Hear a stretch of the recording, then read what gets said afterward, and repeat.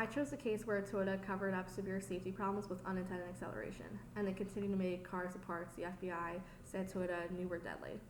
In November 2009, ABC News did a report on the potential dangers of unintended acceleration.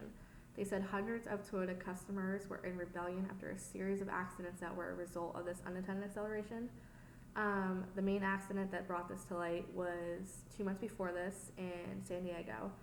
A highway patrolman, Mark Saylor, and 3 members of his family were killed after the accelerator in his Lexus became stuck under the floor mat. When the ABC News report broke, Toyota attempted to assure its drivers that the incidents of sudden acceleration without warning were due to the floor mats becoming stuck on the gas pedals or because of driver error. But customers were already complaining of similar problems with sudden acceleration and said they were not at fault, but instead Toyota was.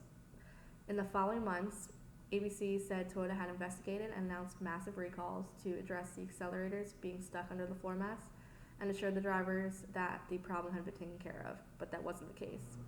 It later came out that the recalls did not cover all of the cars they knew were in danger, and Toyota concealed another cause of sudden acceleration they had found during their investigations, which came to become known as sticky pedals. Toyota announced the issue with sticky pedals and another recall minutes before a report was about to air in January 2010 on World News. On February 24th, 2010, Mr. Akio Toyoda, who is the grandson of Toyota's founder, Kiichiro Toyoda, had to go before the U.S. House of Representatives Committee on Oversight and Government Reform. After that, in a prosecution agreement, Toyota was forced to admit that it misled U.S. consumers by concealing and making deceptive statements about 2 safety-related issues affecting its vehicles, each of which caused a type of unintended acceleration. After this, Toyota has a $1.2 billion fine, which U.S. Attorney General Eric Holder said was the largest penalty of its kind for an auto manufacturer. Christopher Reynolds, who is the legal officer of Toyota Motor North America, said they have gone back to the basics of putting their customers first, and they have made fundamental changes across their global operations. I found this case pretty interesting, and it caught my eye because it's very similar to a lot of the cases that we have studied throughout the semester, especially with the cover-up scandal.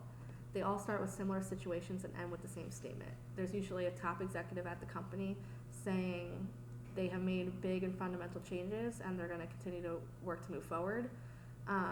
This reminded me specifically of the Samsung case that we just recently studied because they also blamed it on one of their manufacturers instead of taking direct responsibility.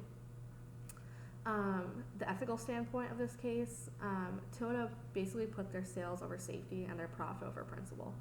FBI Assistant Director put it perfectly when he said that the disregard Toyota had for the safety of the public is outrageous, and I completely agree with that statement. I can see a direct correlation with this case and both justice and integrity.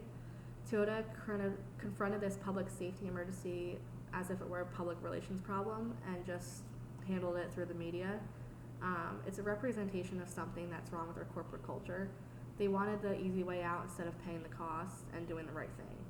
The cover-up's basically always going to be worse than the original wrongful action, and we've seen this multiple times throughout the semester, specifically with the Enron case, because now they have to pay $1.2 billion for hiding a problem within their company when they could have just been honest and probably not have been in as much trouble if they just came out, said their problem, how they were going to fix it, compensated their customers, and just move forward from here. But now they have a big penalty on their hands and a big scandal that people are going to remember, and they have to work to regain the trust of consumers worldwide.